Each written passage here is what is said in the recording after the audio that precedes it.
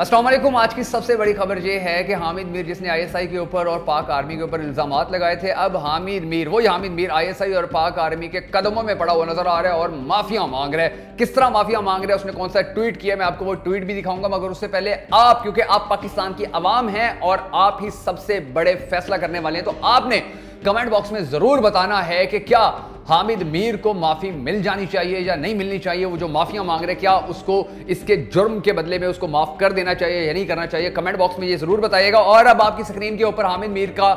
Tweet भी चल रहा है, जिसके अंदर उसने कहा है कि अगर वो सहाफी असद अली तूर पर हमला करने वाले मुल्जिमान को गिरफ्तार कर लेते हैं तो मैं मशरूत माफी मांग लूंगा। मतलब यह है कि अगर इसने इस अपनी ट्वीट के अंदर जो लफ्ज इस्तेमाल किए हैं कि अगर वो गिरफ्तार कर लेते, कौन गिरफ्तार कर लेते हैं, आईएसआई गिरफ्तार कर लेती है, पाक आर्मी गिरफ्तार कर लेती है उन लोगों को जिन्होंने असद अली तूर पर हमला किया, तो मैं माफी मांग लूंगा, मशरूत माफी मांग लूंगा। ये इसने ट्वीट किया है। और जिसके बाद पता चल रहा है कि कल तक जो पाक आर्मी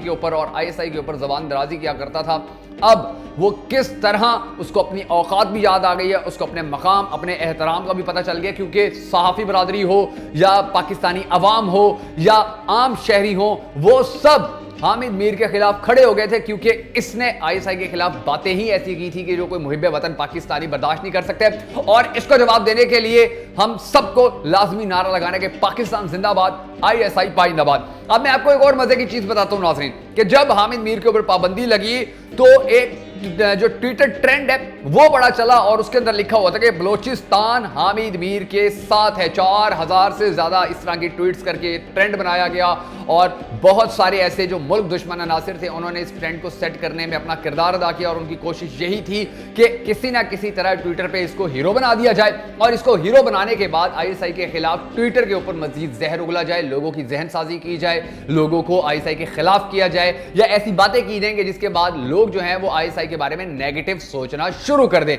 तो ये जो जितनी भी एक चाल इसने चली थी, जो अपोजिशन इसको मिलने आई थी, जो नवाज शरीफ ने पीडीएम के पहले अवलीन जलसों के अंदर आईएसआई के खिलाफ बोला था, पाक आर्मी के खिलाफ बोला था, वो जो एक तसलसल चल रहा था, अब उसको ये ब्रेक लगी है और ये ब्रेक लगी है हामिद मीर के माफी मांगने के ऊपर। और मेरी जो जाती ख्वाहिश है वो ये है कि ना तो इसको माफी दी जाए और ना ही इसके साथ कोई रियायत की जाए, बल्कि इसने आईएसआई जैसे इदारे के ऊपर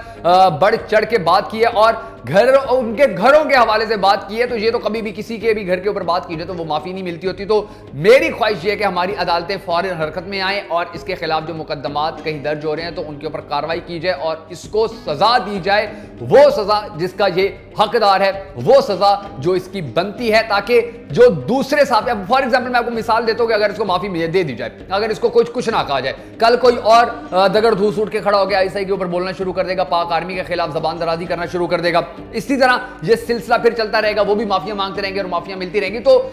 ये चीज अब बर्दाश्त नहीं की जानी चाहिए। अब इस जैसे जितने भी दूसरे लोग हैं, आसमा शराजी है या असद अली तूर हैं, उनको ऑब्जर्व किया जाना चाहिए। अगर वो पाकिस्तान आईएसआई और पाक आर्मी के खिलाफ कोई भी हरकत कर रहे हैं, कोई भी ऐसी चीज कर रहे हैं, तो उनको भी क्या किरदार तक पहुंचाया जाना चाहिए। और आखिर में मैं आप सबसे यही हमेशा की तरह अपील करूंगा कि पाकिस्तान के साथ अपना जो हमारा रिश्ता है उसको मजीद मजबूत दिखाने के लिए, आईएसआई से मोहब्बत का इजहार करने के लिए और पाक आर्मी के हक में खड़ा होने के लिए कमेंट बॉक्स में पाक आर्मी जिंदाबाद, आईएसआई पाइंदाबाद लिखना हरगिज मत भूलिएगा, ताकि हम मुल्क दुश्मनों का खून दिल खोल कर जराएं।